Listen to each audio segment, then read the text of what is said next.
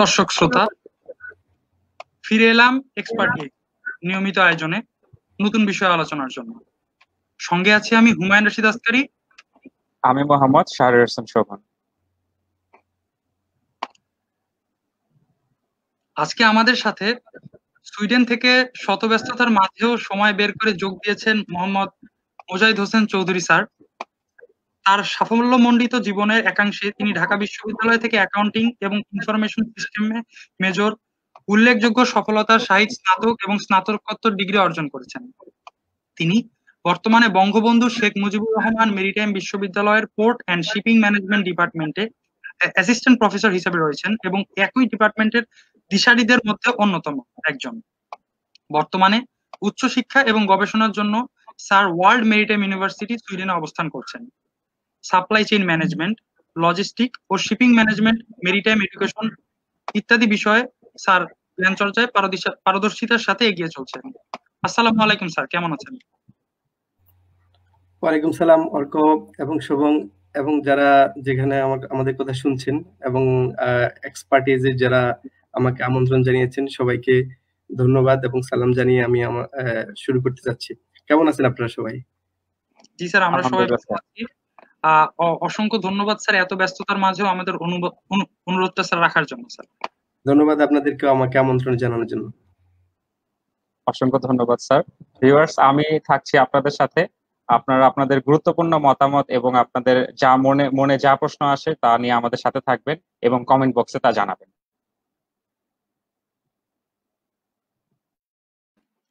জি, তো বাণিজ্য নির্ভর বৈশ্বিক অর্থনীতির এই যুগে মেরিটাইম সেক্টরের গুরুত্ব ও মূল্য দুইটাই এখন স্যার অপরিসীম। আমরা জানি মেরিটাইম শিক্ষায় প্রশিক্ষিত, দক্ষ ও শিক্ষিত মানব সম্পদ যে কোনো দেশের অর্থনৈতিক উন্নয়নের চালিকা শক্তি। বিশ্বজুড়ে অর্থনৈতিক প্রবৃদ্ধির ঊর্ধ্বমুখিতার কারণে মেরিটাইম খাতের মানব সম্পদ চাহিদা বাড়ছে উল্লেখযোগ্য হারে। বাংলাদেশের সামনেও একটি মেরিটাইম সমৃদ্ধ দেশ হিসেবে গড়ে ওঠার অপার সম্ভাবনা রয়েছে। আজ আমাদের আলোচনার topic future of maritime logistics and transportation. তো স্যার, আমরা আমাদের আলোচনার দিকে এগিয়ে যেতে চাই। স্যার, আপনার কাছে আমাদের প্রথম প্রশ্ন যে বর্তমানে বাংলাদেশের লজিস্টিক্স সিনারিওটা কি ও তার পারফরমেন্সটা কি স্যার, যদি আপনি জানাতেন আমাদের। ধন্যবাদ অর্ক। বাংলাদেশের লজিস্টিক্স একটা বড় এবং বৃহৎ অংশ। এটার মধ্যে যেমন পোর্ট লজিস্টিক্স আর মেরিটাইম লজিস্টিক্স এটা একটা বড় পার্ট। এটা ছাড়াও অন্যান্য যেমন হচ্ছে inland waterway transportation, rail transportation, road transportation, airway transportation, এসবগুলো হচ্ছে লজিস্টিক্স। তো আমি বেসিক্যালি যেহেতু আমি মেরিটাইম বিশ্ববিদ্যালয়ের শিক্ষক এবং আমার পড়াশোনা এবং রিসার্চ হচ্ছে port and shipping management related, আমি শুধু মেরিটাইম লজিস্টিক্স নিয়ে একটু কথা বলবো। মেরিটাইম লজিস্টিক্সও অনেক বড়। আমরা মেরিটাইম লজিস্টিক্সকে মূলত 4 ভাগে ভাগ করি। একটা হচ্ছে পোর্ট এন্ড টার্মিনাল অপারেশন, আরেকটা হচ্ছে শিপিং অপারেশন, আরেকটা হচ্ছে ইনল্যান্ড মেরিটাইম অপারেশন। যেমন ইনল্যান্ড মেরিটাইম অপারেশনের মধ্যে যেগুলো রয়েছে সেটা হচ্ছে অফডক্স, আমরা বাংলাদেশে যেটাকে আইসিডিও বলি, ইনল্যান্ড কন্টেইনার ডিপো, অথবা ইপিজেড যেগুলো আছে এক্সপোর্ট প্রসেসিং জোনস, অথবা বাংলাদেশে কিছু রিভারের মধ্যে আপনার হচ্ছে টার্মিনালও আছে, সেটাকে বলি ইনল্যান্ড কন্টেইনার টার্মিনাল। সো এটা হচ্ছে ইনল্যান্ড মেরিটাইম অপারেশন। এটা ছাড়া আপনার আরেকটা যেটা রয়েছে সেটা হচ্ছে freight forwarding and other logistic services. So port operation, port and terminal operation, এটা হচ্ছে একটা মেরিটাইম লজিস্টিক্স এর একটা পার্ট। দেন হচ্ছে শিপিং অপারেশন। শিপিং অপারেশনের মধ্যে বাংলাদেশের মধ্যে যে মেইন লাইন অপারেটর গুলা কাজ করছে, অথবা শিপিং এজেন্ট গুলা যেগুলা কাজ করছে, অথবা শিপিং রিলেটেড যে আদার অ্যানসিলারি বিজনেস প্রসেস যেগুলা বাংলাদেশে আছে সেগুলো হচ্ছে এটা পার্ট। আর ইনল্যান্ড ম্যারিটাইম অপারেশন আমি আগেই বলেছি। আর হচ্ছে আপনার freight forwarding and logistic services. তো এটা হচ্ছে একটা টোটাল বাংলাদেশের ম্যারিটাইম লজিস্টিক্স এর পুরো একটা ফিগার আমি বলবো। বাংলাদেশের ম্যারিটাইম লজিস্টিক্স এর পারফরমেন্স আপনি জানতে চেয়েছেন। ম্যারিটাইম লজিস্টিক্স এর এবং টোটাল লজিস্টিক পারফরমেন্সের জন্য পৃথিবীতে অনেকগুলো ইন্ডিকেটর রয়েছে। এর মধ্যে একটা হচ্ছে ওয়ার্ল্ড ব্যাংক যেটা ডেভেলপ করে, সেটার নাম হচ্ছে world bank logistic performance index, এলপিআই। এটা খুব জনপ্রিয় এবং পৃথিবীতে এটা বিশেষ করে যারা পলিসি গ্রহণ করে বিভিন্ন দেশে তাদের কাছে এটা এবং রিসার্চারদের কাছে এটা অত্যন্ত জনপ্রিয়। এটা একটা হচ্ছে ম্যারিটাইম লজিস্টিক পারফরমেন্স ইন্ডিকেটর, একটা ইন্ডিকেটর। আরেকটা ইন্ডিকেটর রয়েছে, এটার নাম হচ্ছে লাইনের শিপিং কানেক্টিভিটি ইন্ডেক্স। এটাকেও খুব একটা, আমি একটু পরে এগুলো বিস্তারিত আসছি। লাইনের শিপিং কানেক্টিভিটি ইন্ডেক্স এটাকেও ইন্টারন্যাশনালি ম্যারিটাইমের লজিস্টিক পারফরমেন্স ইন্ডিকেটর হিসেবে খুব ভালোভাবে গ্রহণ করা হয়। আরেকটা, সেটা পুরোপুরি এটা ম্যারিটাইম লজিস্টিক্স এর পারফরমেন্সের সাথে সম্পর্কযুক্ত না, কিন্তু এটা কিছু অংশ আছে যেটা ম্যারিটাইম লজিস্টিক্স এর সাথে সম্পর্কযুক্ত। সেটা হচ্ছে, তাও এটাও ওয়ার্ল্ড ব্যাংক ডেভেলপ করে, এটার নাম হচ্ছে is of doing business index, সংক্ষেপে আমরা বলি DB index, doing business index. তো আমি বাংলাদেশের পার্সপেক্টিভ সম্পর্কে এগুলা নিয়ে একটু বিশদ আলোচনা করতে চাই। প্রথম যেটা, সেটা হচ্ছে ওয়ার্ল্ড ব্যাংকের লজিস্টিক পারফরমেন্স ইন্ডেক্স যেটা, ওটার মধ্যে 6টা ইন্ডিকেটর আছে। যেমন একটা হচ্ছে customs, infrastructure, international shipments, then logistic performance, timing and tracking and tracing, and number 6 হচ্ছে timeliness of the logistic performance. এই 6টা পারফরমেন্সের উপর ভিত্তি করে কাস্টমসের কিভাবে আমাদের ডিল হচ্ছে, বাংলাদেশের ম্যারিটাইম ইনফ্রাস্ট্রাকচার কেমন, অথবা টোটাল লজিস্টিক্স ইনফ্রাস্ট্রাকচার কেমন, যেমন পোর্টের অবস্থা কি, ইনল্যান্ড রোডের অবস্থাটা কি, রেল কিভাবে হচ্ছে, এটা একটা ইনফ্রাস্ট্রাকচারের পার্ট। এই 6টা পারফরমেন্সের উপর ভিত্তি করে ওয়ার্ল্ড ব্যাংক ইন্ডেক্স দিয়ে থাকে। বাংলাদেশ 2000 এটা 2 বছর পর তৈরি হয়, 2007 সাল থেকে শুরু হয়েছে। তো বাংলাদেশ 2014 সালে বাংলাদেশের র্যাঙ্ক ছিল 102তম। তারপর আমরা একটু ভালো করি, 2016 সালে বাংলাদেশের অবস্থান ভালো হয়ে যায়, এটা হচ্ছে 87, আমরা 87 র্যাঙ্কে চলে আসি। কিন্তু 2018 সালে আবার আমাদের খারাপ অবস্থা তৈরি হয়। আমাদের এখন পজিশন আপ টু 2020 সালেরটা এখন আমি ডেটা পাইনি।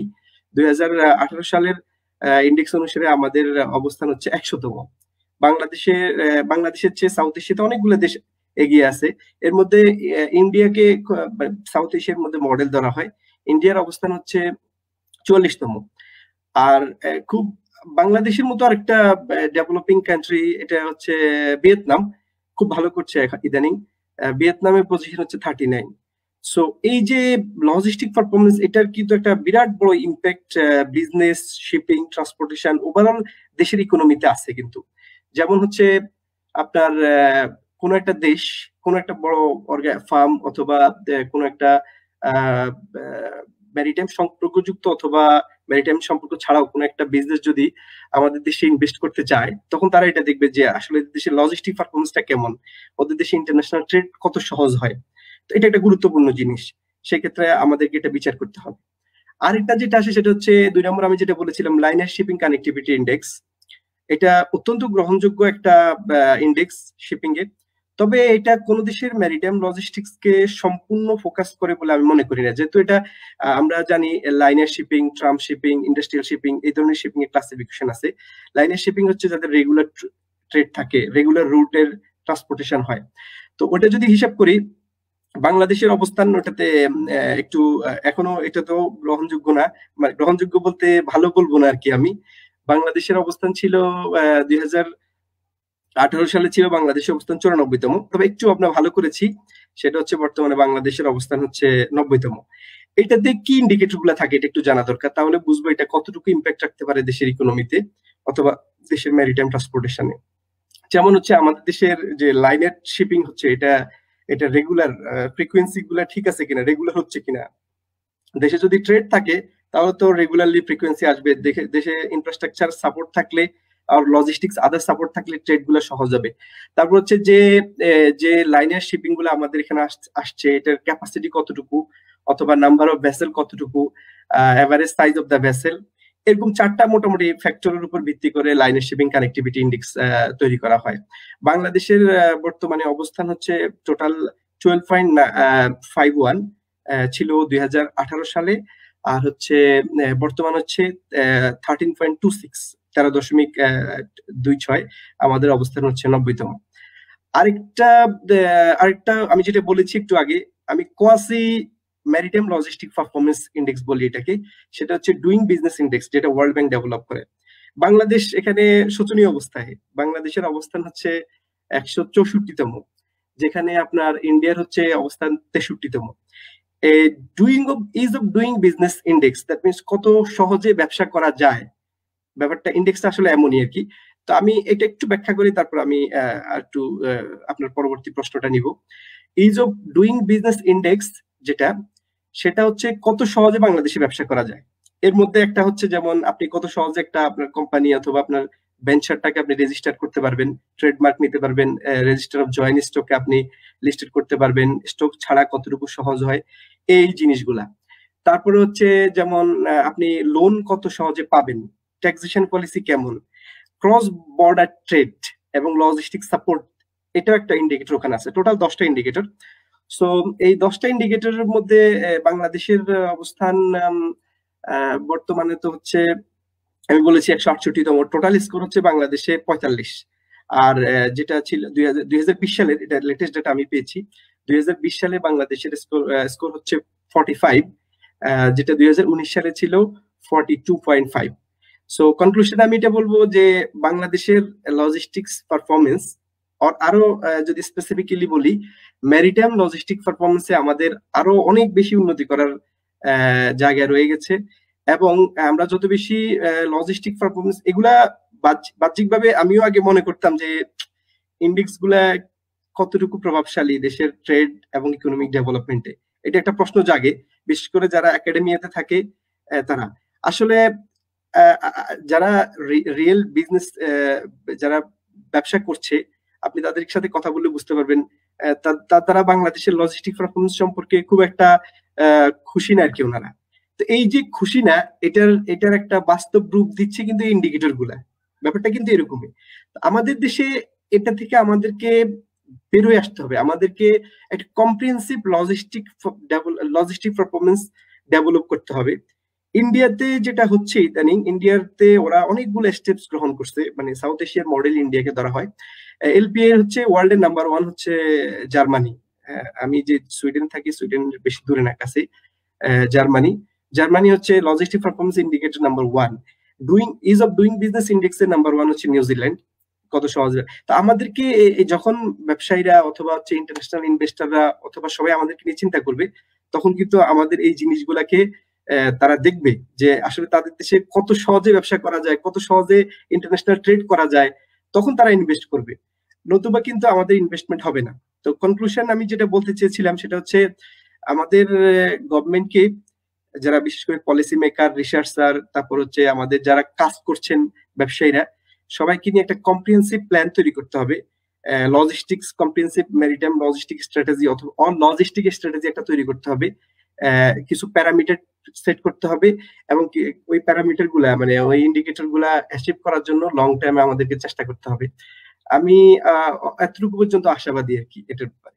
স্যার এখানে এটার সাথে স্যার সংক্ষেপে স্যার যদি জানতে চাই স্যার আপনার কথার সাথে যদি যে স্যার বাংলাদেশের অবস্থান ছিল স্যার যেই লজিস্টিক্স পারফরমেন্স ইন্ডেক্সটা থেকে যেটা আমরা দেখেছি যে 160টি দেশের মধ্যে সেটা করা হয়েছে এবং সেখানে যেখানে অবস্থান ছিল 2016 সালে 100তম, তারপরে স্যার 2016 মানে স্যার আগে ছিল 100তম, তারপরে স্যার আবার অবস্থান হয়েছে, বাংলাদেশের অবস্থান ছিল 87 কিন্তু হয়ে গিয়েছে 100 স্যার।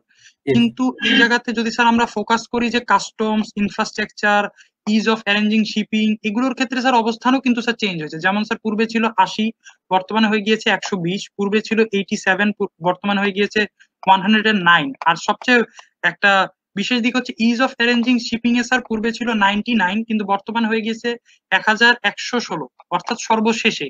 যদি এক কথায় জানতে চাই স্যার এই ফলটা বা এই খারাপ দিকটা আসার কারণটা কি স্যার? ধন্যবাদ।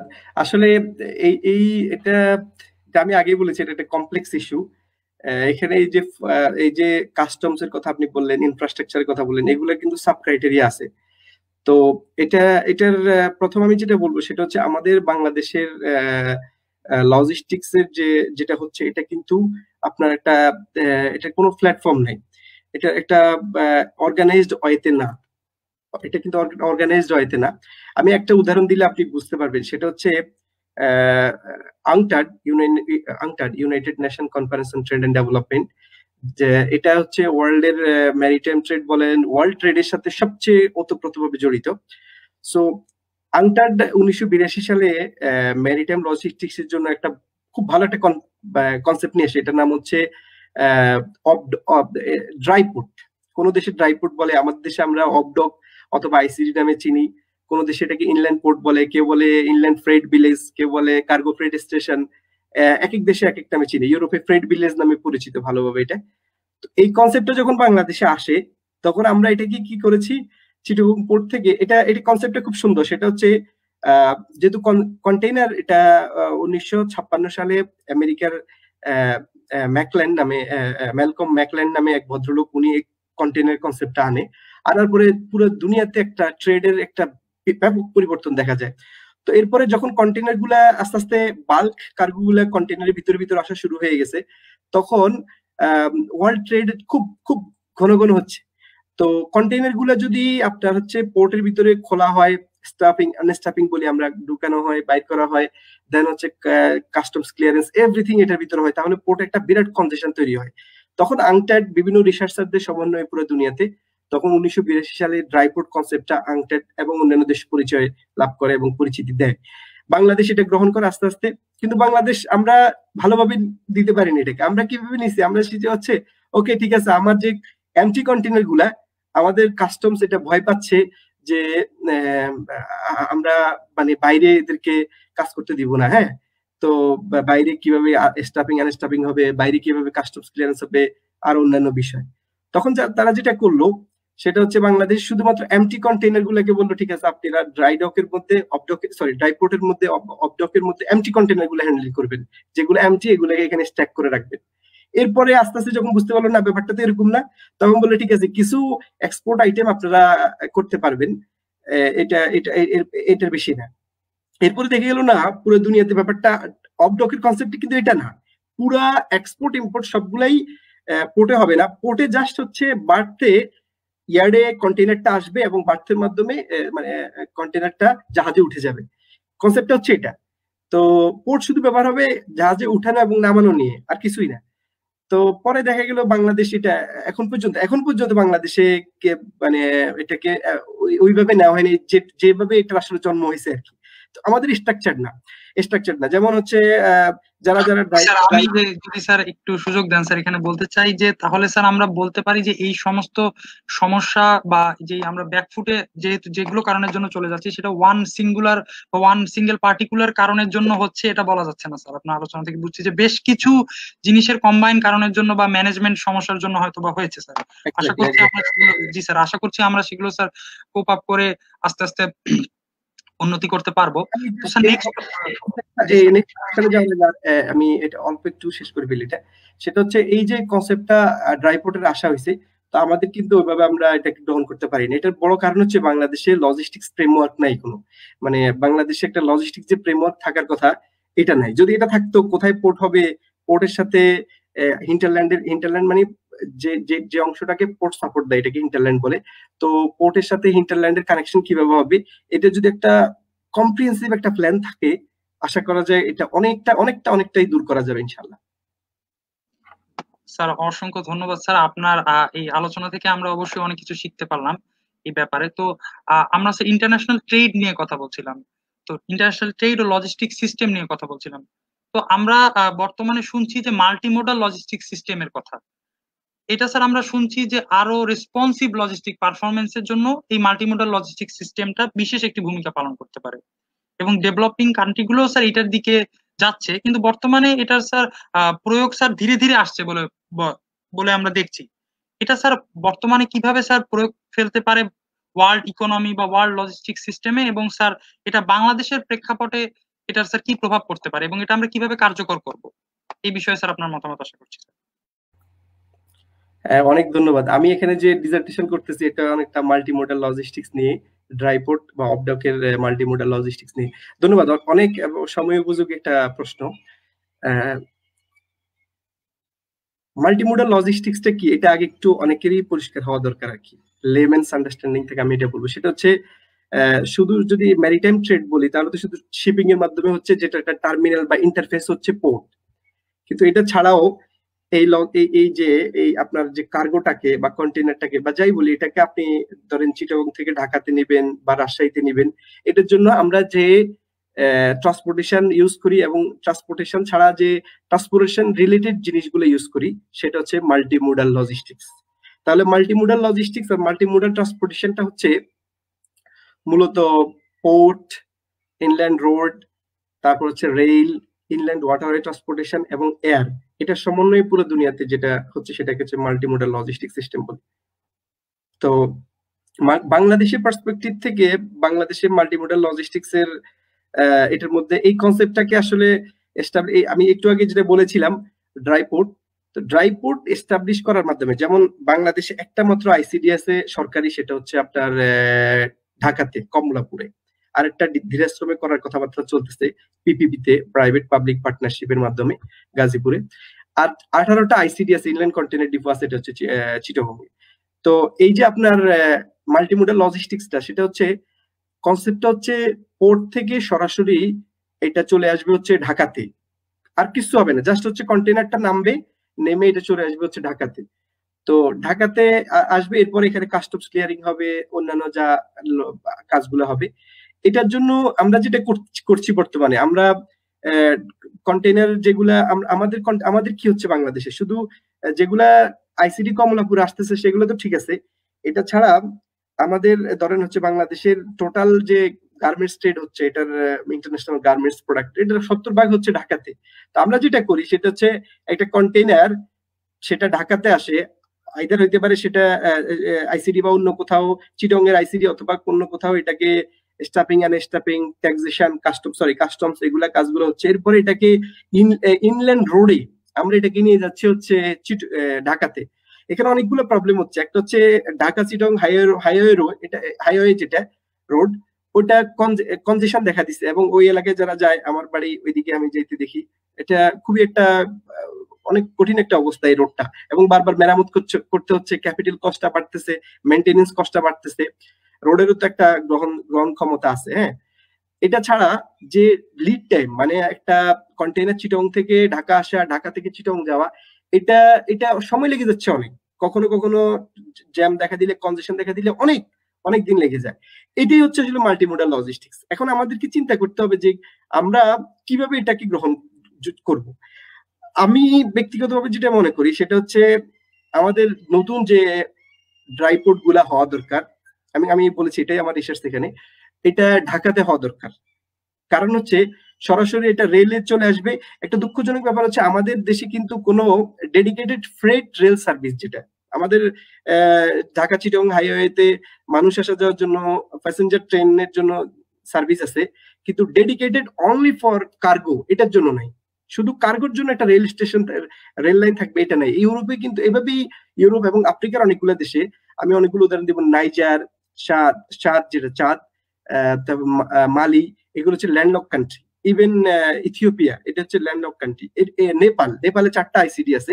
ওরা যেটা করে, হলদিয়া পোর্ট দিয়ে কলকাতাতে সরাসরি একদম নেপালের কাছে পৌঁছায় দিচ্ছে।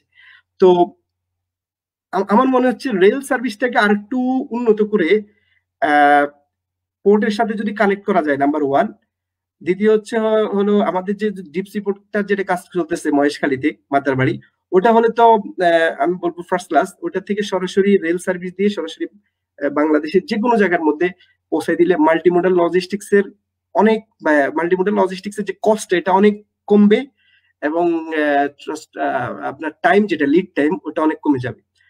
আর একটা জিনিস আমি একটু বলতে চাচ্ছি, সেটা হচ্ছে মাল্টিমোডাল লজিস্টিক্স নিয়ে বাংলাদেশের জন্য এটার জন্য অপার একটা সম্ভাবনা আছে। সেটা হচ্ছে ভারতের যে 7 সিস্টার যেটা আছে, মেঘালয়, আসাম, মণিপুর, ত্রিপুরা, তারপর হচ্ছে মিজোরাম, এই যে 7টা বা এই যেগুলো আছে, অরুণাচল, এই যে 7টা 7 সিস্টার্স আছে।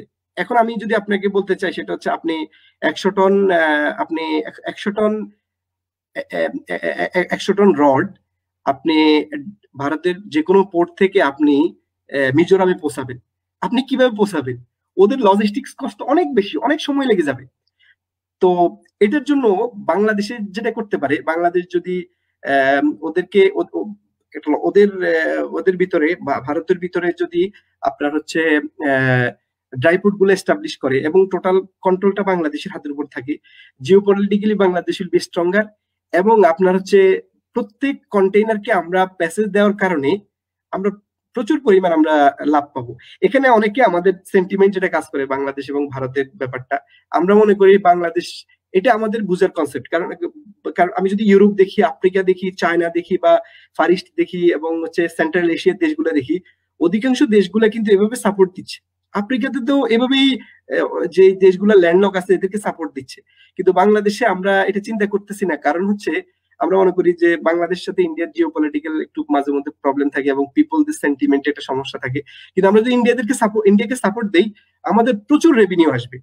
আপনি আপনি কমপক্ষে জিডিপির 5%, আমি হিসেব করে বলছি না, আনুমানিক বলতেছি, টোটাল জিডিপির 5% আপনি এই মাল্টিমোডাল লজিস্টিক সার্ভিস ইন্ডিয়াকে দেওয়ার কারণে আপনি বের করতে পারবেন।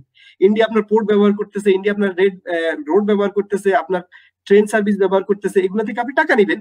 আর ইন্ডিয়ার সুবিধা হচ্ছে তাদের ওই অংশগুলো উন্নয়ন করার জন্য, তাদের লিড টাইম কমানোর জন্য, তাদের কস্ট কমানোর জন্য এটা অনেক উন্নতি হবে। আমি শেষ করে ফেলছি এই কথাটা বলে, আমি বলছি না এটা করতে হবে, এটা ফিজিবিলিটি স্টাডি করা যেতে পারে। রিসেন্টলি একটা প্রজেক্ট আছে BBIN, Bangladesh, Bhutan, India, Nepal project. এই প্রজেক্টের মাধ্যমে কিন্তু এই যে কান্ট্রিদের মধ্যে ফেসেস এটা দেওয়া যেতে পারে, এটা নিয়ে আলোচনা করা হয়েছে। এর আগে বাংলাদেশ কোস্টাল শিপিং এগ্রিমেন্ট যেটা, ওইটা সাইন করছে 2000 খুব সম্ভবত 15 সালে। ওটাতে ইনল্যান্ড শিপিং এর মাধ্যমে ইন্ডিয়া নিচ্ছে কয়েকটা জাহাজ দিয়ে আমাদের কয়েকটা নদী বন্দর পর্যন্ত। বাট আমি যে কনসেপ্টটা বলছি সেটা হচ্ছে ড্রাই পোর্ট দিয়ে রেল সার্ভিসের মাধ্যমে। বাকি এটা নিয়ে আরো রিসার্চ হচ্ছে এবং এটা নিয়ে আরো প্রসপেক্ট কতটুকু হবে, ইভেন আরো বলবো আমি, সেটা হচ্ছে যে north west frontier province of China, Xinjiang প্রদেশ বা টিবেট, এই অংশগুলো যেটা চায়না আছে, এবং নেপালকে আমরা দিতে পারি, ভুটানকে আমরা সাপোর্ট দিতে পারি।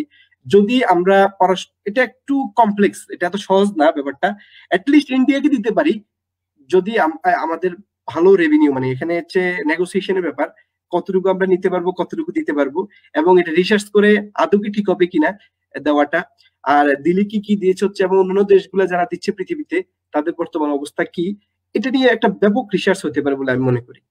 আশা করি আপনি উত্তরটা পেয়েছেন। জি স্যার, আমরা একদম পুঙ্খানুপুঙ্খভাবে যদি বলি স্যার, যেটা বোঝানো বলে স্যার, আমরা সেইভাবে স্যার জিনিসটা বুঝতে পারলাম এবং সেই সম্পর্কে ধারণা পেলাম। যদি স্যার এক কথায় বলতে চাই যে স্যার, আপনি দেখিয়ে দিলেন যে মাল্টিমোডাল যে সিস্টেমটা, লজিস্টিক সিস্টেমটা বলছি আমরা, এটা স্যার শুধু যে ওয়ার্ল্ড ওয়াইজ ইম্প্যাক্ট ফেলবে শুধু তাই নয়, এবং এটার বাংলাদেশেরও একটা স্যার হিউজ প্রসপেক্ট আছে, সেটা স্যার আপনি দেখিয়ে দিলেন। এবং স্যার যে ল্যান্ড লক কান্ট্রি গুলো যে বললেন স্যার, তাদের ক্ষেত্রেও স্যার আমরা একটা তাদের সাথেও কানেক্টিভিটি করে আমরা একটা বড় রকম চ্যালেঞ্জ আছে কিছু স্যার অবশ্যই, কিন্তু সেগুলো স্যার ওভারকাম করতে পারলে একটা চেঞ্জের দিকে আসতেই পারি স্যার। তো আমরা এর মধ্যেই স্যার অসংখ্য কমেন্ট পাচ্ছি স্যার, যেমন রাকিব রহমান, ইমরান হাসান, দস্তগীর আবিদ, লিসা, মিরাজুল, সমিত, আদনান আকিব সহ অনেকেই স্যার কমেন্ট করেছে স্যার, খুব ভালো লাগছে আলোচনা। তো এর মধ্যেই অনেকে স্যার জানতে চেয়েছে যে স্যার, এই যে বর্তমানে যে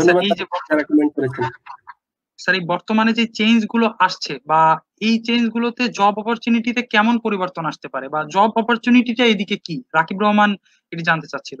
আর এরই সাথে এই প্রশ্নের সাথেই যদি একটু স্যার আপনি অনুমতি দেন, একটা প্রশ্ন যুক্ত করতে চাই, আমরা একটা প্রশ্ন নিতে চাই শাহরিয়ার হোসেন শোভনের কাছ থেকে। হ্যাঁ, অবশ্যই অবশ্যই। স্যার, আপনি যা বললেন তাতে বোঝা গেল যে প্রত্যেকটা ডিসিশন কিংবা প্রত্যেকটা ট্রেডিং জিনিসগুলো হচ্ছে জিওপলিটিক্যালের একটা অন্তর্ভুক্ত। তো স্যার, সেই সূত্র ধরে মাইশা পূর্বা ও সে প্রশ্ন করেছে যে জিওপলিটিক্যালের ক্ষেত্রে বাংলাদেশে কিরকম ইম্প্যাক্ট করতে পারে, যেমনটা আমরা দেখে আসছি ইউএস এর সাথে চায়নার একটা মানে বাণিজ্য যুদ্ধ চলে আসছে। স্যার, আমাদের কি স্যার সেরকম কোনো ইম্প্যাক্ট করার আশঙ্কা রয়েছে, যা থেকে আমরা আবার কিভাবে ছুটে আসতে পারবো, কিংবা আমাদের দৃঢ় পরিকল্পনা কি হতে পারে স্যার, সেই বিষয়ে যদি আপনি একটু ক্লিয়ার করতেন। ধন্যবাদ। জিওপলিটিক্যাল ইস্যু আসলে অনেক অনেক অনেক অনেক একটা কমপ্লেক্স ইস্যু। ওটা নিয়ে আমার ওরকম রিসার্চ নাই অথবা এত পড়াশোনাও নাই। বাংলাদেশের সংবিধানের 25তম অনুচ্ছেদে 25 নম্বর অনুচ্ছেদে বাংলাদেশের জিওপলিটিক্যাল অবস্থা এটা বলা আছে, friendship to all, malice to none. আমরা কাউকে হিংসাও করবো না, আমাদের সাথে সবার ভালো সম্পর্ক থাকবে, কারো বিবাদে আমরা যাব না। আসলে কিন্তু তাই হচ্ছে। আমরা কোনো সুপার পাওয়ার না ওয়ার্ল্ডে, অথবা আমরা মানে কোনো, এখন দেখেন ইন্ডিয়ার সাথে কিন্তু চায়নার সাথে একটা লাদাখে গন্ডগোল চলছে, তারপরে মিয়ানমারের সাথে সীমান্তে গন্ডগোল চলছে, তারপরে হচ্ছে পাকিস্তানের সাথে চলছে, একমাত্র বাংলাদেশ এবং মিয়ানমারের সাথে চলছে না এই মুহূর্তে আর কি। বাংলাদেশের সাথে সম্পর্ক আছে খারাপ ভালো সব মিলে। আচ্ছা যাই হোক, যেটা প্রশ্নে চলে আসি সেটা হচ্ছে আপনি বলছেন যে জিওপলিটিক্যাল ইস্যু বাংলাদেশের জন্য কেমন, বা বাংলাদেশের লজিস্টিক্স এটা কতটুকু, বা ট্রেডের জন্য এটা কতটুকু প্রভাব থাকবে, এরকমই তো না ব্যাপারটা? জি স্যার। আচ্ছা, জি sir. Bangladesh geo strategically in a good position, বাংলাদেশের অবস্থানটা খুব ভালো একটা পজিশনে। কারণ হচ্ছে বাংলাদেশ ইন্ডিয়ার প্যাটের ভিতরে ঢুকে আছে, এটা কিন্তু একটা সহজ কথা না আর কি। হ্যাঁ, তো এটা খুবই মজবুত একটা অবস্থানে, বাট আমরা এটা মেনটেন করে যাচ্ছি। ইন্টারন্যাশনাল ট্রেডের অনেক ব্যাপার স্যাপার আছে, বাংলাদেশ মাঝামাঝি সময় অবস্থানে এটা চলছে আর কি বাংলাদেশের। আমার মতে এই যে যেমন এই জিওপলিটিক্যাল সমস্যাটা কি হচ্ছে দেখেন, চায়না যে বেল্ট এন্ড রোড ইনিশিয়েটিভটা ডেভেলপ করেছে বা করতে যাচ্ছে, এটাতে কিন্তু ইন্ডিয়া একান্ত এটার বিরুদ্ধে, এটা খুব স্বাভাবিক জিনিস। আবার হচ্ছে এটা একটা পুরো ওয়ার্ল্ড চেইন, বাংলাদেশ এটা থেকে চলে গেলে হবে না। তো বাংলাদেশ মিডিওকাল লাইনে অবস্থান করতেছে, মানে দড়ি মাছ নাসুই পানি টাইপের আর কি। মানে ইন্ডিয়াকেও খুশি রাখতেছে, আবার হচ্ছে চায়নাকে খুশি রাখতেছে। যেমন হচ্ছে 2018 সালে যে সামিটটা হচ্ছে বাংলাদেশে হয়েছে, বাংলাদেশের থেকে একটা ভালো প্রতিনিধি পরিষদ ওখানে গেছে, অথচ এটা মিনিস্টারিয়াল অথবা প্রাইম মিনিস্টারিয়াল লেভেলের মিটিং ছিল। মানে ছোট ছোট লোকজনদেরকে পাঠাইছে, তবে পাঠাইছে। মানে ইন্ডিয়াকেও বলতেছে দেখেন আমরা আছি আপনাদের সাথে, আর হচ্ছে চায়নাকেও বলতেছে আছি। আমরা এভাবেই রেখে আমাদের চলবে। বাকি যখন আপনি গিভ এন্ড টেকের ব্যাপার স্যাপার আসবে, কাউকে কিছু দিয়ে দিব, তখন অনেকগুলো ব্যাপার আছে, তখন আমাদেরকে চিন্তা ভাবনা করে এগুলা নিতে হবে। যেমন কিছুদিন আগে যেটা হয়েছে সেটা হচ্ছে চায়নার সাথে অস্ট্রেলিয়ার একটা ভালো ট্রেড ডিপেন্ডেন্সি আছে। আয়রন ওর বা অন্যান্য জিনিসগুলো, এগুলা চায়না আয়রন ওর, তারপরে গ্রেন, এগুলো অস্ট্রেলিয়া থেকে। অস্ট্রেলিয়া কিন্তু একটা কৃষি অনেক প্রডিউস করে, ওরা প্রোডাকশন অনেক বেশি, ওখান থেকে জিনিসগুলো আনে। তো যখন অস্ট্রেলিয়ার প্রধানমন্ত্রী বললো যে ওখানে একটা নিরপেক্ষ তদন্ত হওয়া দরকার, তখন তারা যেটা করছে সেটা হচ্ছে হলো অস্ট্রেলিয়ার দুইটা বড় বড় ফার্ম থেকে যেটা গ্রেন আমদানি করে চায়না, ওটাকে, কারণ চায়নার একটা ইনফ্লুয়েন্স আছে কিন্তু ওদের ইন্ডাস্ট্রির উপর, ওটা বন্ধ করে দিয়েছে। তো এটা একটা ইম্প্যাক্ট থাকবে। বাকি আমাদেরকে হিসেব নিকেশ করে আগাইতে হবে, বসে থাকলে তো হবে না। যেমন এই যে আমাদের ইন্ডিয়ার সাথে আমি অপডকের যেটা মাল্টিমোডাল কানেকশন, এটা আমি খুব আশাবাদী, এটা নিয়ে আরো রিসার্চ হওয়া দরকার। এটা বাংলাদেশের ইকোনমিতে একটা বড় ধরনের একটা ইনফ্লুয়েন্স হবে, যেটা জাস্ট আমরা রেভিনিউ পাবো। এবং এটা হচ্ছে একটা এমন, আমি একটা পোর্ট এস্টাবলিশ করতে পারলে, যেমন না প্রত্যেক বছর আপনি শুধু রিটার্ন পাচ্ছেন আর পাচ্ছেন, যদি আমরা এই মাল্টিমোডাল লজিস্টিকটা স্ট্রং করতে পারি, আমরা অনেক বেশি সুযোগ সুবিধা পাবো। তো ইন্টারন্যাশনাল ট্রেডে এগুলো থাকবে, বাংলাদেশ বড় কোনো প্লেয়ার না। বাংলাদেশ সবার সাথে হাই হ্যালো সম্পর্ক নিয়ে চললে হবে। আর আমাদের এই ক্ষেত্রে আমাদের সরকার অত্যন্ত সচেতন বলে আমি মনে করি। জি স্যার, ধন্যবাদ স্যার। আশা করি মাইশাপুর বা আপনি আপনার উত্তর পেয়ে গেছেন। স্যার, মেরিটাইমের সার্বিক অবস্থা দেখে অনেকেই ওখানে সেখানে জব করার জন্য বেশ আগ্রহী। যেমনটা স্যার রাকিব রহমান সেই প্রশ্ন করেছে যে মেরিটাইম সেক্টরে কোভিড-19 এর পর আমাদের কি পরিমাণ পরিবর্তন আসতে পারে, যে আমাদের বিশাল একটা অপরচুনিটিস কি আমরা পাবো নাকি, সেই বিষয়ে স্যার রাকিব রহমান জানতে চেয়েছেন। প্রশ্নটা আসলে দুইটা জিনিস শুনি, একটা হচ্ছে কোভিড-19 এর পর, আর একটা হচ্ছে জব অপরচুনিটি। আপনি যদি বলেন শুধু যে জব অপরচুনিটি নিয়ে আমি বলবো, তাহলে একটা বলবো, মানে ট্রান্সপোর্ট এবং লজিস্টিক্স এ জব অপরচুনিটি কেমন হবে। আর কোভিড-19 এর পরে ম্যারিটাইম লজিস্টিক্স এ এটা কতটুকু হবে, এটা আচ্ছা ঠিক আছে, এটা একটু পরের ইস্যু আর কি। ম্যারিটাইম লজিস্টিক্স একটা বড় ধরনের চেঞ্জ হচ্ছে। আমি আপনাকে একটা উদাহরণ বলি, সেটা হচ্ছে আন্তর্জাতিক লেনদেনের ক্ষেত্রে একটা বড় ইনস্ট্রুমেন্ট বলা হচ্ছে বিল অফ লেডিং। এটা যারা ম্যারিটাইম ইন্টারন্যাশনাল ট্রেড নিয়ে পড়াশোনা করে তারা অবশ্যই এটা জানবে যে বিল অফ লেডিং, যেটা letter of credit, then proforma invoice, এরকম অনেকগুলো ইনস্ট্রুমেন্ট আছে। এর মধ্যে সবচেয়ে স্ট্রং হচ্ছে বিল অফ লেডিং। আপনি মাল ক্লিয়ার করা, টাকা পাওয়া, এগুলোর জন্য এটা লাগে। এটা একটা বিরাট আলোচনার বিষয়। তো এটা এতদিন যেটা হতো সেটা হচ্ছে এটা হ্যান্ড টু হ্যান্ড হইতো, অথবা ফিজিক্যাল ডেলিভারি ছাড়া এটা হইতো না আর কি। এখন যেটা চিন্তা করতেছে, যেমন আমি ইন্ডিয়াতে একটা কেস স্টাডি আপনাদেরকে বলি। ইন্ডিয়া যত আজকে হচ্ছে 16ই জুন না, ইন্ডিয়া 11ই জুন ওরা যেটা করছে সেটা হচ্ছে আপনার পোর্ট কল সিস্টেমস নামে একটা ফার্ম আছে, ওইটার সাথে কার্গো এক্স নামে একটা প্ল্যাটফর্ম আছে কন্টেইনারের জন্য। একটা ব্লকচেন টেকনোলজির মাধ্যমে ওরা সবগুলোকে অনলাইন নিয়ে আসছে, যাতে করে ব্লক, যাতে করে বিল অফ লেডিং এর ক্লিয়ারেন্সটা খুব সহজ হয়। অন দ্য আদার হ্যান্ড জালিয়াতি বা অন্য ধরনের যে সাইবার অ্যাটাক বা অন্য ধরনের যেটা এটাকে ফেক জিনিস তৈরি করে টাকাটা নিয়ে নেওয়া, ওই জিনিসগুলো না হয়। এবং বিল অফ লেডিং কিন্তু আস্তে আস্তে এই বিল অফ লেডিং তৈরি হচ্ছে এবং একটা প্ল্যাটফর্ম তৈরি হচ্ছে এই বিল অফ লেডিং হওয়ার জন্য। কোভিড-19 এর কারণে এই জিনিসটা এক্সপাইরেড হয়েছে। অনেকে এটা হয়তো চিন্তা করতে পারে না আর কি, হ্যাঁ পারতো না। যেমন হচ্ছে আমরা কোনো চিন্তা করতে পারতাম না যে মিটিং কেমনে আপনার হচ্ছে হলো অনলাইনে হবে, ক্লাস কিভাবে অনলাইনে হইতে পারে, ইন্টারেক্টিভ কি হবে আদৌ। আসলে হচ্ছে, আমরা বাধ্য হচ্ছি। তো এই কাজগুলো করার জন্য ইন্ডিয়া অলরেডি এটা চালু করছে এবং এটা পোর্ট কল, ওদের পোর্ট ফল সিস্টেমস এর একটা একটা প্ল্যাটফর্ম, ওইটার মাধ্যমে ওরা কোঅর্ডিনেটেড ওয়েতে এটা করার চেষ্টা করতেছে। এবং তারা যেটা চিন্তা করতেছে এটা হলো লং টাইমে তারা এটার বেনিফিট পাবে বলে তারা মনে করতেছে। এরপর একটা যেটা, এটা হচ্ছে কোভিড-19 একটা বড় বেনিফিট ট্রেড এন্ড লজিস্টিক্স। যেমন বাংলাদেশে যেটা অপডক গুলাতে আগে আপনার হচ্ছে জাস্ট কিছু 37টা আপনার হচ্ছে ইম্পোর্টেড কার্গো, যেগুলো ইম্পোর্টেড আইটেমস, এগুলাকে কন্টেইনারে, প্রাইভেট কন্টেইনার গুলো আইসিডি তে এটাকে স্টাফিং, আনস্টাফিং, কাস্টম ক্লিয়ারেন্স এভরিথিং করা যেত। কিন্তু বর্তমানে সরকার 14 এপ্রিল 2020 সালে কোভিড-19 এর কারণে এনবিআর যেটা ইস্যু করছে সেটা হচ্ছে আরো 6টাকে দিয়ে দিচ্ছে। যেমন মেডিকেল ইকুইপমেন্টস বা অন্যান্য ধরনের যে আইটেম গুলো আছে এগুলাকে দিয়ে দিচ্ছে হচ্ছে যে এটা এরা কন্টেইনার গুলো আইসিডি গুলাতে এটা কন্টেইনার স্টাফিং, আনস্টাফিং এর কাজগুলো করতে পারবে, চেক ক্লিয়ারিং এর কাজ করতে পারবে। এটা একটা বড় বেনিফিট। এখন সবাই চিন্তা করতেছে না আমাদেরকে আরো সফিস্টিকেটেড ওয়েতে কাজগুলো করবো আমরা। এখন আসেন চাকরির বাজার। আসলে চাকরির বাজার শুধু কোভিড-19 এর জন্য না, আমি বলবো যেটা সেটা হচ্ছে এটা অত্যন্ত একটা কম্প্রিহেন্সিভ একটা জিনিস। আমাদেরকে যেটা করতে হবে সেটা হচ্ছে হলো শিপিং, ম্যারিটাইম, ট্রান্সপোর্টেশন এবং লজিস্টিক্স এর সাথে যারাই কাজ করতে চায় তাদেরকে দুই তিনটা জিনিস থাকতে হবে। নাম্বার 1 হচ্ছে তাদের ইনডেপথ নলেজ থাকতে হবে এই জিনিসগুলোতে, কোন এরপর হচ্ছে দ্বিতীয় যেটা সেটা হচ্ছে ইনফরমেশন টেকনোলজি এবং কমিউনিকেশন সম্পর্কে পরিপূর্ণ তাদেরকে একটা জ্ঞান থাকতে হবে এবং তাদের দক্ষতা থাকতে হবে, অ্যাপ্লিকেশন করার ক্ষমতা থাকতে হবে।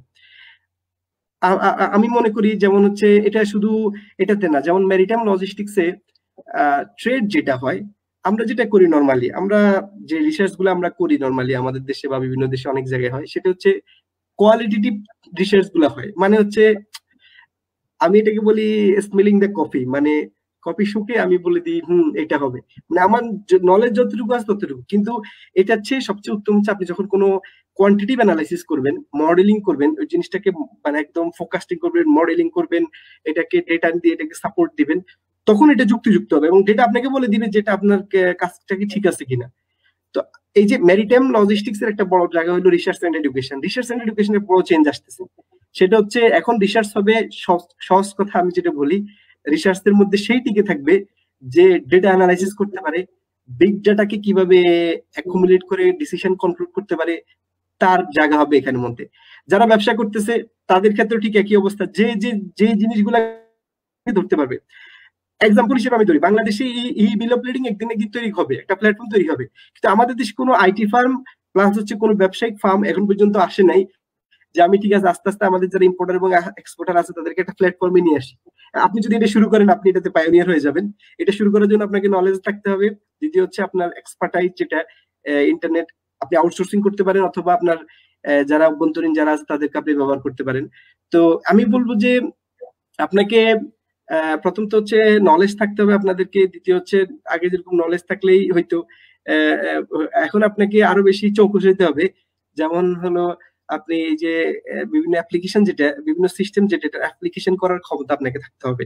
আইদার ডেটা অ্যানালাইসিস হতে পারে, তারপরে বিগ ডেটা, ডেটা সায়েন্স, বিভিন্ন মডেল তৈরি করা, modelling, freight modelling, logistics modelling, এগুলো তৈরি করা, আপনার হচ্ছে ইনফরমেশন টেকনোলজিকে একটা কম্প্রিহেনসিভ হয় ইউজ করা, এগুলো তৈরি করা, এটা একটা বড় দিক আর কি।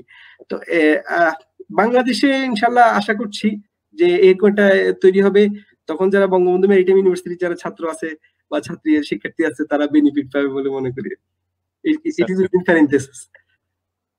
জি স্যার, সেক্ষেত্রে আমরা বুঝতে পারলাম যে আমাদের পড়াশোনার পাশাপাশিও মেরিটাইম সেক্টরে যা ডাটা আছে সেগুলো আমাদের নিজেদের মধ্যে থেকেই প্রিপেয়ার করে নিতে হবে, যেন আমরা ভবিষ্যতে অ্যাপ্লিকেশন করা থাকতে হবে। এবং ওয়ার্ল্ডে কিভাবে হচ্ছে, মানে আমি আপনাকে কয়েকটা উদাহরণ আর একটু বলতে চাচ্ছি, যে সময় আমাদের শেষ হয়ে যাচ্ছে।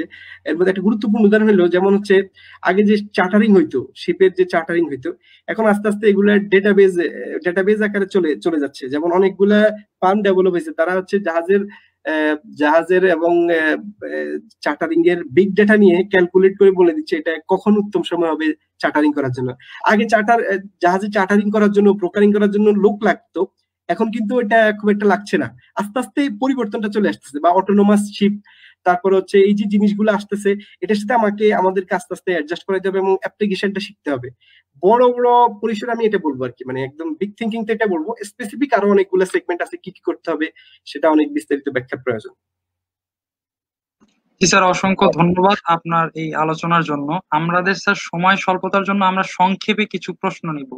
আচ্ছা, সেক্ষেত্রে স্যার বলতে পারি যে ইমরান হাসান জানতে চাচ্ছিল যে রিসার্চের ক্ষেত্রে মেরিটাইম লজিস্টিক্স এর সম্ভাবনা কতটুকু হতে পারে। আপনি এটা নিয়ে আলোচনা করলেন যে বিগ ডেটা অ্যানালাইসিস ক্ষেত্রে বা বিভিন্ন ক্ষেত্রে আমরা রিসার্চের যে প্রসপেক্ট গুলো চেঞ্জ হচ্ছে এবং রিসার্চের প্রসপেক্ট গুলো নিয়ে আলোচনা করলেন। আশা করি সে তার উত্তর পেয়ে গিয়েছে।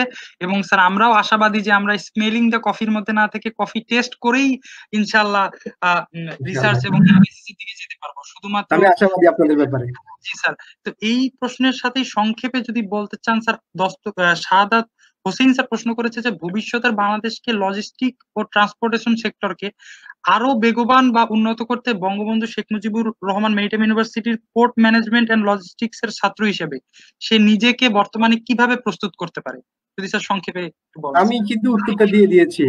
আমার মনে হয়, কি বলে, শোভন যে প্রশ্নটা করেছিল ওটার মধ্যে আমি উত্তরটা দিয়ে দিয়েছি। সেটা হচ্ছে আপনার ইনডেপথ নলেজ থাকতে হবে, ইন্টারন্যাশনাল এক্সপোজার আপনাকে বাড়াইতে হবে, তারপর হচ্ছে হলো আপনার অ্যাপ্লিকেশন করার, বিভিন্ন জিনিসগুলো অ্যাপ্লিকেশন করার বিভিন্ন, আমি যেটা বলবো সেটা হচ্ছে, যেমন এই যে সিগন্যাল শিপ একটা ফার্ম আছে, ওরা কিভাবে খুব ইজিলি, আবার হচ্ছে ব্রাইট শিপ আছে, ওরা খুব ইজিলি আপনার হচ্ছে বিগ ডাটা অ্যানালাইসিস করে চার্টারিং করতেছে। এই যে একটা দুইটা এক্সাম্পল দিলাম আমি আপনাদেরকে, আমাদেরকে এভাবে ডেভেলপ করতে হবে। তাহলে শুধু বাংলাদেশ না, আমি তো আসলে একটা বড় ব্যাপার এখানে কিন্তু আছে, শিপিং আপনি যখন বলবেন, ম্যারিটাইম যখন বলবেন, তখন এটা বাংলাদেশ থাকে না, এটা ইন্টারন্যাশনাল হয়।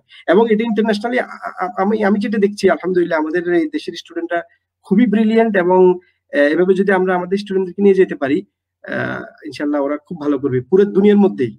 আমি তো এখানে আমাদের যে বিশ্ববিদ্যালয়, এখানে আমরা 125 জনের মতো স্টুডেন্ট আছি 55টা দেশ থেকে। তো আমি তো এখানে একটু কম্পারিজন করতে পারতেছি যে আমাদের এক্সপার্টাইজ কতটুকু আর পুরো দুনিয়ার মানুষের এক্সপার্টাইজ কতটুকু। সুতরাং আমি বলবো যে এটা অনেক আশাবাদী আপনাদের ব্যাপারে আমরা। শুধু আপনাদের না, যারাই এটা নিয়ে পড়াশোনা করছে, বাংলাদেশের অন্যান্য বিশ্ববিদ্যালয় খুব একটা নাই, তারপরেও যারা এটা নিয়ে চিন্তা করছে তাদের ফিউচার খুব ভালো, রিসার্চ বলেন, চাকরি বলেন, খুব ভালো। এটার সাথে স্যার একটু স্যার যদি সুযোগ দেন, একটা জিনিস যোগ করতে চাচ্ছি যে স্যার আপনার কথার সাথেই যে আপনি আমাদের প্রসপেক্ট নিয়েই বলছিলেন এই এই সেক্টরের স্টাডিজ এর জন্য, এটা নিয়ে দস্তগীর আবিদ জানতে চাচ্ছে যে স্যার আপনি তো স্যার বর্তমানে বাইরে অবস্থান করছেন এবং দেশের পৃথিবীর স্বনামধন্য একটা যদি মেরিটাইম ইউনিভার্সিটি বলি সেখানে স্যার আপনি রয়েছেন, তো সেই ক্ষেত্রে স্যার ও জানতে চাচ্ছে যে বর্তমানে বাইরে স্যার মেরিটাইম লজিস্টিক্স বা উচ্চশিক্ষার সুযোগটা কতটুকু, বা সেক্ষেত্রে সেই বিষয়ে যদি বলতেন। অনেক বেশি, অনেক বেশি, অনেক বেশি। উচ্চশিক্ষার ক্ষেত্রে স্যার, উচ্চশিক্ষার ক্ষেত্রে। উচ্চশিক্ষা বলতে রিসার্চ এবং পড়াশোনা দুটোকেই বোঝায়, কারণ এটা যে খুব একটা ছোট সেগমেন্ট। এখানে কয়েকটা দেশ হচ্ছে এটার জন্য বিখ্যাত। একটা হচ্ছে ইংল্যান্ড, এটা সবসময় এটা হচ্ছে ফেমাস, এটা হচ্ছে সেন্টার, ওয়ার্ল্ডের ম্যারিটাইম সেন্টার।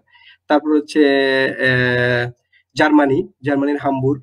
তারপর হচ্ছে কোপেনহেগেন ডেনমার্কের, সুইডেনের মালমো অথবা গোথেনবার্গ, চায়নার হচ্ছে অসলো, সরি নরওয়ের অসলো।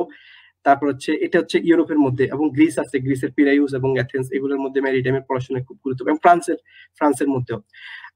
তারপরে আসলে হচ্ছে আমাদের অঞ্চলগুলোর মধ্যে, আমাদের দেশগুলোর মধ্যে সাংহাই চায়নাতে, সাংহাই, তারপর হচ্ছে ডালিয়ান, এগুলাতে ম্যারিটাইমের পড়াশোনা নিয়ে ব্যাপক পড়াচ্ছে এবং হায়ার স্টাডিজের জন্য, এবং বহুত রিসার্চ হচ্ছে। এবং মজার ব্যাপার হচ্ছে চায়না খুব এই ব্যাপারে খুব, ওদের ওশেন ইউনিভার্সিটি আছে 3টা, ম্যারিটাইম ইউনিভার্সিটি আছে 2টা। তো আর তাছাড়া প্রত্যেকটা ইউনিভার্সিটির অধীন বিভিন্ন ম্যারিটাইম ফ্যাকাল্টি আছে, ওরা খুব এমফাসাইজ দিচ্ছে এবং ওরা প্রত্যেক বছর বহুত স্কলারশিপ দিচ্ছে, এবং আমাদের অনেক স্টুডেন্ট পাচ্ছে। আপনারা জানেন হয়তো, মাস্টার্স অনার্স স্টুডেন্টরা পাচ্ছে। আমাদের না, আমাদের বাইরেও যারা মানে ম্যারিটাইম ইউনিভার্সিটিতে পড়াশোনা করে নাই কিন্তু এটাতে তাদের রিসার্চ এবং পড়াশোনা আছে, তারা ভালো করছে।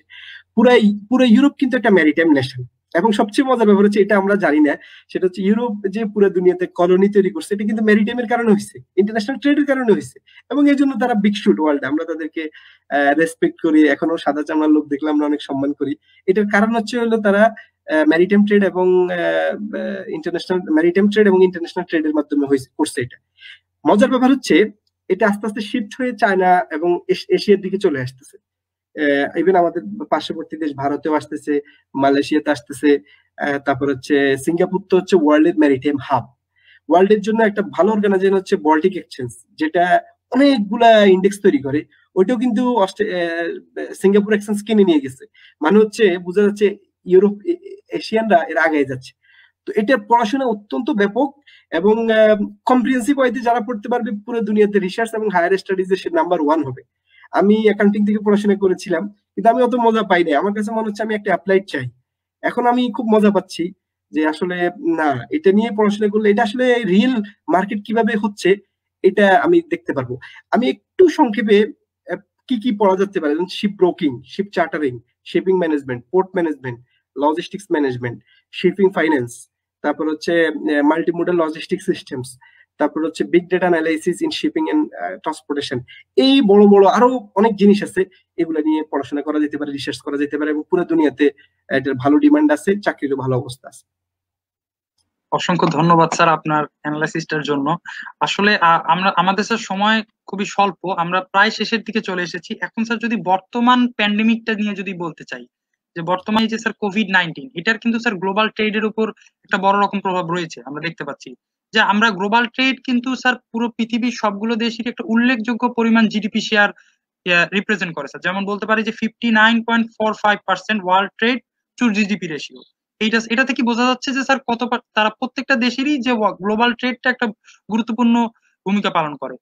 এই স্যার যে কোভিড-19 এর প্রভাব, এটা প্রতিটি দেশ অঞ্চল গ্লোবাল ট্রেড পলিসিকে স্যার একটা প্রভাব ফেলবে।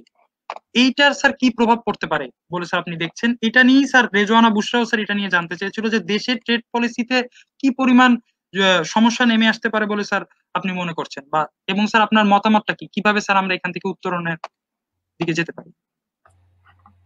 ধন্যবাদ। এটা আসলে একটা বড় পরিসরে আলোচনা জিনিস, আর আমি ওই ব্যাপারে অতটুকু আমার রিসার্চ এবং পড়াশোনা ওই ব্যাপারে নাইও। আমি যেটা বলবো সেটা হচ্ছে সব দেশেরই এটা গ্লোবাল ট্রেডে ক্ষতি হচ্ছে, কিন্তু শিপিং অপারেশন কিন্তু চলতেছে। চিটং পোর্টের মধ্যে মে মাসে হচ্ছে প্রায় 1,02,000 ইম্পোর্ট এবং 1,02,263টা এক্সপোর্ট কন্টেনার হ্যান্ডেল হয়েছে, যেটা এভারেজে 1.5 লক্ষের মতো হয় পার মান্থে। কিন্তু এটা হচ্ছে, তাহলে বোঝা গেছে গ্লোবাল ট্রেড হচ্ছে।